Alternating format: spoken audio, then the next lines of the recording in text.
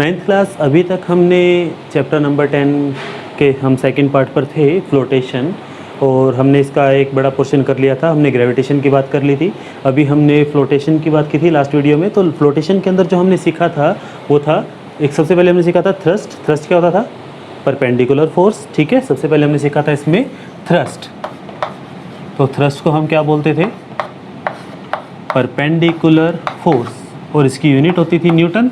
उसके बाद हमने सीखा था इसमें प्रेशर। प्रेशर क्या था? Effect of force, that is force upon area. कौन से वाला फोर्स? Perpendicular force. ठीक है ना, फोर्स कौन सा? परपेंडिकुलर वाला फोर्स अपॉन में एरिया। ठीक है, और इसकी यूनिट क्या होती थी? पास्कल। ठीक है, फिर हमने किया था बॉयंट फोर्स। बॉयंट फोर्स क्या होता था? बॉयंट फोर्स क्या था? Upthrust exerted by fluid. ठीक है, और इसका हमने फॉर्मूला क्या सीखा था? Density of liquid multiply volume of object multiply g. ठीक है, और उसके बाद हमने सीखा था डाउन थ्रस्ट। डाउन थ्रस्ट का हमने फॉर्मूला सीखा था, that is weight, that is mass of object multiply g, यानी कि density of object multiply density of volume of object multiply जी।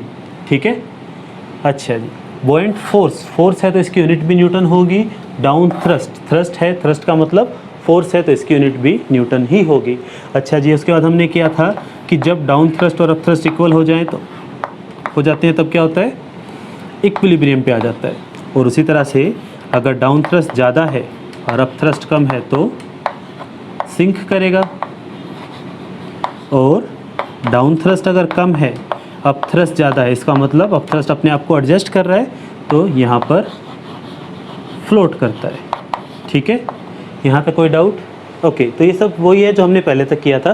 तो अब इसमें आता है हमारे पास कि बॉयंट फोर्स को क्या क्या चीज़ें फैक्टर करती हैं, किस किस चीज़ पे बॉयंट फोर्स डिपेंड करता है। तो यहाँ से देखते हैं, बॉयंट फोर्स का फॉर्मूला था D यानी कि डेंसिटी, V यानी कि वॉल्यूम, और G यानी कि एक्सेलरेशन ड्यू टू ग्रेविटी, और G की वैल्यू क्या थी? 9.8। तो हमें यहाँ से पता लगा कि जो बॉयंट फोर्स है ये किस पे डिपेंड करता है? डेंसिटी ऑफ लिक्विड पे। डेंसिटी ऑफ लिक्विड पे करता है। आप इसको बॉयंट फोर्स ना लिखते हुए आप अपथ्रस्ट ही लिखो। तो अपथ्रस्ट किस पे वो करता है? डेंसिटी ऑफ लिक्विड पे, पहली चीज़। दूसरी चीज़ ये किस पे डिपेंड करता है? वॉल्यूम ऑफ ऑब्जेक्ट पे। ठीक है, तो दूसरा अपथ्रस्ट किस पे डिपेंड करता है? वॉल्यूम ऑफ ऑब्जेक्ट पे। और तीसरा किस पे डिपेंड करता है? एक्सेलरेशन ड्यू टू ग्रेविटी, लेकिन वो तो सेम ही रहेगी पूरे ऑल ओवर प्लैनेट पे। ठीक है, यहाँ तक कोई डाउट? ओके, उसके बाद हमारे पास है law of flotation. The next heading is law of flotation. तो पहले एक बार आप इसकी डेफिनेशन नोट कीजिए। तो ये है लॉ ऑफ फ्लोटेशन की definition. An object will float in a liquid if weight of the object is equal to the weight of the liquid displaced by it. Is this okay? ठीक है, तो इसका मतलब क्या हुआ? इसका मतलब है कि कोई भी ऑब्जेक्ट, देखो, पानी में या तो डूबेगा या तैरेगा। ठीक है, कोई थर्ड ऑप्शन इसमें, थर्ड ऑप्शन है कि हाँ उसका कुछ भी ना हो। ठीक है, ना तो डूबे ना ही तैरे। ओके, तो हमारे पास जो है इसमें लॉ ऑफ फ्लोटेशन में कि ऑब्जेक्ट कब तैरेगा? जब ऑब्जेक्ट का weight, that is weight of object is equal to weight of the liquid displaced by it. Displace का मतलब मैंने लास्ट वीडियो में हमने इसके बारे में बात की थी कि जैसे हम किसी ऑब्जेक्ट को पानी में डालते हैं तो क्या होता है? पानी बाहर आ जाता है। ठीक है, दैट सिंपल। ओके, तो पानी बाहर आ जाएगा, कितना बाहर आएगा? जितना उसका वॉल्यूम है। तो वेट दोनों का इक्वल होना चाहिए, तो उस केस में वो चीज़ तैर जाएगी। Is this okay? ठीक है, आप इसको एक बार नोट कर लीजिए। उसके साथ ही एक बार इसको डेंसिटी को भी एक बार आप नोट कर लें साथ में। तो डेंसिटी हमने चैप्टर नंबर 1 में किया था केमिस्ट्री के अंदर, इसके अंदर भी है हमारे पास। डेंसिटी होता है मास बाय वॉल्यूम, और इसकी यूनिट क्या होगी? ऊपर है मास, मास की यूनिट होती है किलोग्राम, और नीचे है वॉल्यूम, वॉल्यूम की यूनिट होती है मीटर क्यूब। तो ये आ गया अपने पास density is equals to kilogram per metre cube. ठीक है, हम डेंसिटी से भी इस चीज़ को रिलेट कर सकते हैं, और डेंसिटी से इसको रिलेट करने का तरीका क्या है कि अगर density of substance equal to density of liquid जिसके अंदर वो तैर रहा है, तो हमारे पास ये वाला केस आएगा, दैट इज़ इक्विलिब्रियम। दूसरा, अगर डेंसिटी सब्सटेंस की ज़्यादा हो जाए और लिक्विड की डेंसिटी कम हो तो वो सिंक करेगा, और थर्ड था हमारे पास, वो डेंसिटी से है, अगर डेंसिटी सब्सटेंस की कम हो और लिक्विड की ज़्यादा हो तो इस केस में वो फ्लोट करेगा। ओके, तो एक बार इस चीज़ को भी साथ में आप नोट कर लीजिए, ठीक है, एक बार इस पूरे को नोट कर लो। नेक्स्ट टॉपिक है हमारा आर्किमिडीज प्रिंसिपल, ठीक है। देखिए लो फ्लोटेशन जो हमने किया था वो आर्किमिडीज प्रिंसिपल में से ही निकला है, ठीक है। आप इसको कह सकते हैं कि लो ऑफ फ्लोटेशन जो हमने भी किया था वो किस में से निकला है, आर्किमिडीज प्रिंसिपल में से ही निकला है। ओके, तो इसमें देखो क्या कहता है कि when an object is immersed fully और पार्शियली इन ए लिक्विड, अगर हम किसी ऑब्जेक्ट को फुली का मतलब पूरी तरह से, या पार्शियली मतलब आधा अधूरा, या आधे से थोड़ा ज़्यादा आधे से थोड़ा कम, कुछ भी मतलब पूरा नहीं होना चाहिए, किसी लिक्विड में हम उसको डुबा देते हैं तो उसके ऊपर एक अपवर्ड फोर्स लगेगा, ये तो हम जानते हैं। क्यों लगेगा? क्योंकि पानी के पार्टिकल्स या उस लिक्विड के पार्टिकल पास हैं जो उसको अंदर आने से रोकने की कोशिश करेंगे, ठीक है, रोकने की कोशिश करेंगे। अगर कामयाब हो गए तो ऑब्जेक्ट फ्लोट कर जाएगा और अगर कामयाब नहीं हुए तो सिंक कर जाएगा, ठीक है। तो अपवर्ड फोर्स लगेगा और उस अपवर्ड फोर्स की वैल्यू क्या होगी, wait of the liquid displaced by it. Upthrust की वैल्यू होगी, लिक्विड का वेट निकला, और अगर वो अपथ्रस्ट डाउन थ्रस्ट के इक्वल हो गया तो उसको हम क्या बोलते हैं, फ्लोट कर जाएगा, ठीक है ना। ये तो हमने लो फ्लोटेशन में किया था, उसमें क्या होता था, इसने क्या बताया कि हमें कितना अपथ्रस्ट उसके ऊपर फील होगा उस ऑब्जेक्ट के ऊपर, और लो फ्लोटेशन क्या होता था कि अगर वो अपथ्रस्ट और डाउन थ्रस्ट इक्वल हो गए तो ऑब्जेक्ट फ्लोट कर जाएगा। Is this okay? Archimedes principal पता लगा। इसी प्रिंसिपल के बेस पर आज हमारे पास शिप्स चलती हैं, पानी में शिप्स चलती हैं, ठीक है, सबमरीन चलती हैं, सबमरीन्स पनडुब्बी को बोलते हैं, ठीक है। और इसी के भरोसे हमने एक डिवाइस बनाया है, इसको हम बोलते हैं लैक्टोमीटर। लैक्टोमीटर एक डिवाइस है जो हमें बताता है कि मिल्क कितना प्योर है। Is this okay? मिल्क की प्योरिटी मेजर करने के लिए एक हमने इसी प्रिंसिपल का यूज़ करके बनाया है हाइड्रोमीटर। हाइड्रोमीटर किसी भी सब्सटेंस की डेंसिटी मेजर करने के लिए बनाते हैं, ठीक है। शिप लोहे की शिप होती है, लकड़ी की नहीं बनाते, लोहे की बनाते हैं। लोहा उसमें काफ़ी अमाउंट में यूज़ होता है।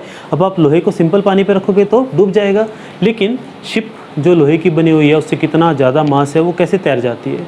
तो आर्किमिडीज प्रिंसिपल ने उसमें क्या बताया था कि अगर उसके ऊपर अपथ्रस्ट कितना लगेगा, जितना लिक्विड डिस्प्लेस करेगी, और किसी चीज़ को तैराने का तरीका क्या है, अपथ्रस्ट बढ़ा दो। अब अपथ्रस्ट बढ़ाने के लिए हम क्या करें, उसकी डेंसिटी चेंज कर दें, लेकिन समुद्र की डेंसिटी कौन चेंज करेगा, तो इससे अच्छा हम क्या करते हैं, हम वाटर डिस्प्लेस बढ़ा देते हैं। वाटर डिस्प्लेस कैसे बढ़ाते हैं, हम उसकी शेप को ही ऐसा कर देते हैं कि जैसे वो पानी में जाए वो पानी साइड में हटा दे और वो पानी उसके ऊपर फोर्स लगाए, ठीक है। उसी तरह से सबमरीन काम करती है। लैक्टोमीटर मैंने बताया आपको, to identify, to find purity of milk, कि मिल्क कितना प्योर है, वो प्योरिटी बताने के लिए। और हाइड्रोमीटर डेंसिटी फाइंड करने के लिए किसी ऑब्जेक्ट की। Is this okay? तो आर्किमिडीज प्रिंसिपल और इसकी एप्लीकेशन, ये दोनों के दोनों एग्जाम पॉइंट से काफ़ी इंपॉर्टेंट है। एक बार आप इसको नोट कर लीजिए।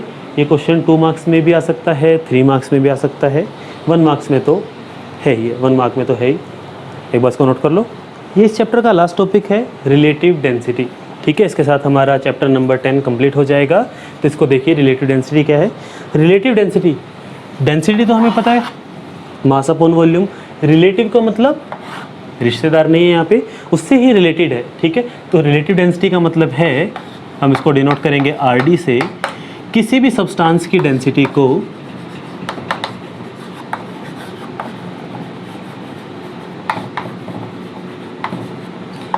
वाटर की डेंसिटी से डिवाइड कर दीजिए।